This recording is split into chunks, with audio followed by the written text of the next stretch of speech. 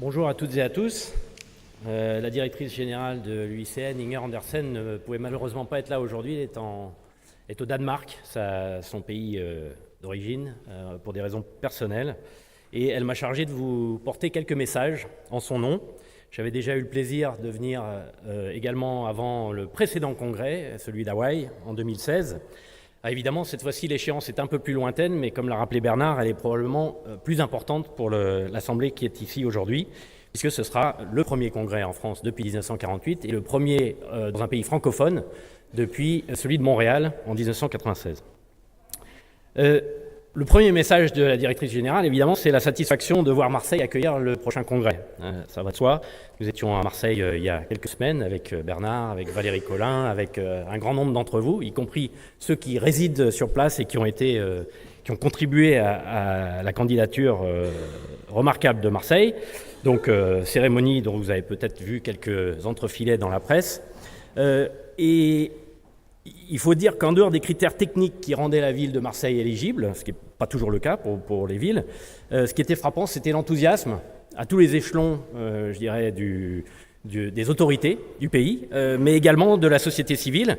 Et la directrice générale souhaite remercier les nombreux membres français qui sont ici aujourd'hui, parce qu'ils ont beaucoup contribué au succès, ils ont appuyé la candidature, vous avez appuyé cette candidature.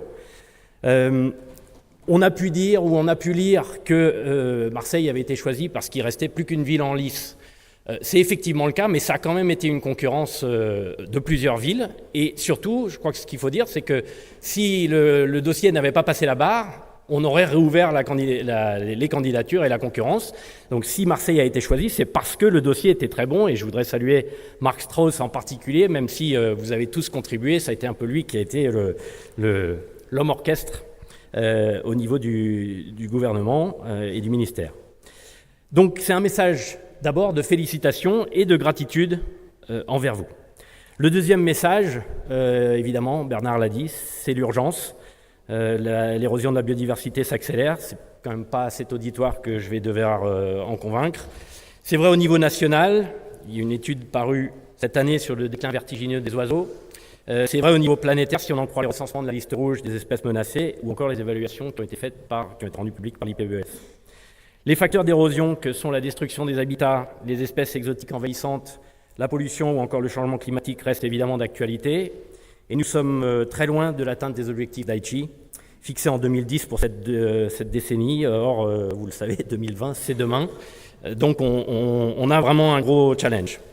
D'autre part, vous savez que notre directrice générale vient du monde du développement et elle a mis le doigt sur quelque chose qui est très important, c'est qu'on a un gros travail de pédagogie encore. On a un travail de plaidoyer. Un sondage approfondi de 3500 décideurs issus de 126 pays qui a été publié fin mai par un laboratoire américain montre que du point de vue de ces décideurs, l'adéquation de l'aide au développement n'est pas bonne du tout.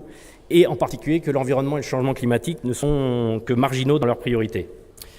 On constate en parallèle que dans les objectifs du développement durable qui concernent prioritairement la biodiversité, qui sont l'ODD 14 et l'ODD 15, les financements sont moins présents que sur d'autres ODD, donc on a ce travail à faire.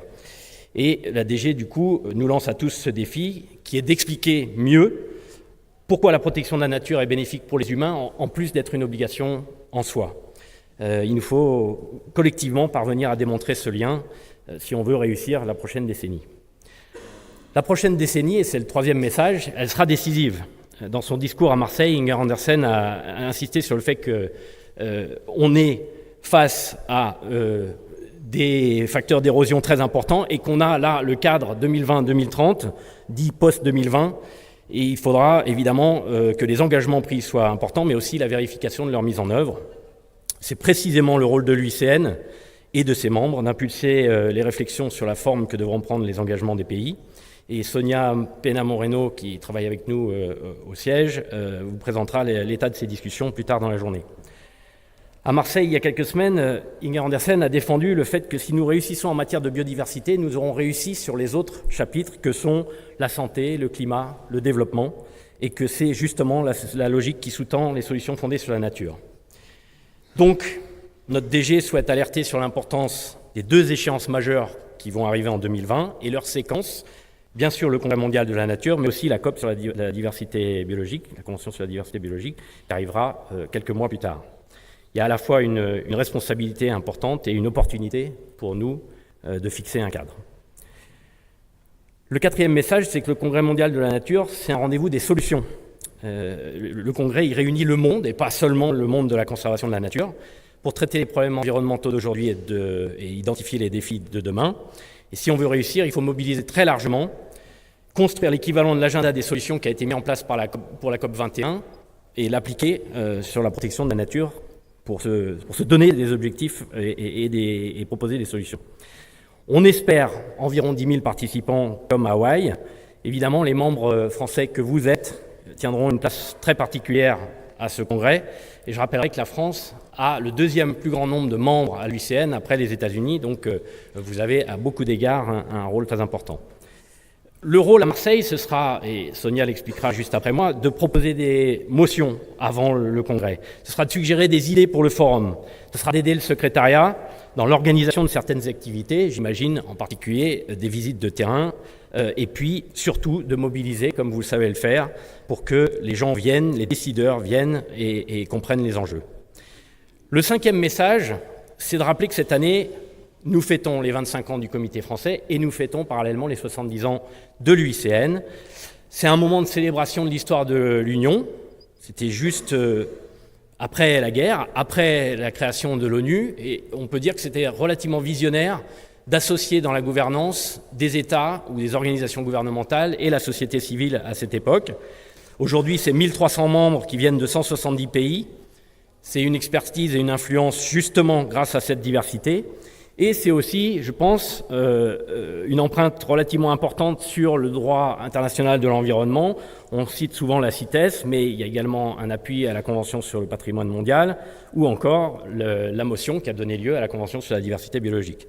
Donc, pour ces 70 ans, on a des choses à célébrer.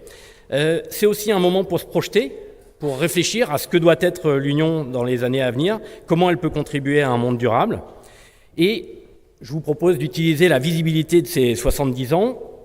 Nous avons déjà commencé, ceux qui sont abonnés ont peut-être déjà reçu, mais c'est ma minute publicitaire, le numéro spécial 70 ans de Terre Sauvage qui vient de sortir est un premier exemple de ce qu'on peut valoriser. Et surtout, je voudrais vous inviter à une conférence que nous organisons avec plusieurs partenaires, dont l'un est dans la salle aujourd'hui, c'est l'Agence française pour la biodiversité, le 30 et 31 août à Fontainebleau, lieu de naissance de l'Union. Et la thématique sera l'interconnexion entre nature et culture. Vous recevrez évidemment un save the date et une invitation très prochainement. Et puis le sixième et dernier message, c'est évidemment une invitation, mais c'est aussi un appel. Que vous vous prépariez à venir à Marseille en tant que délégué, c'est bien sûr important, on a 2 ans devant nous, mais aussi en tant qu'hôte, vous serez les hôtes du reste du monde de la conservation, et donc la directrice compte sur vous pour être des hôtes bienveillants envers le reste de la communauté. C'est ce qui nous permettra, si on travaille bien, de fixer un cap sérieux pour la décennie 2020-2030. Voilà, merci à tous.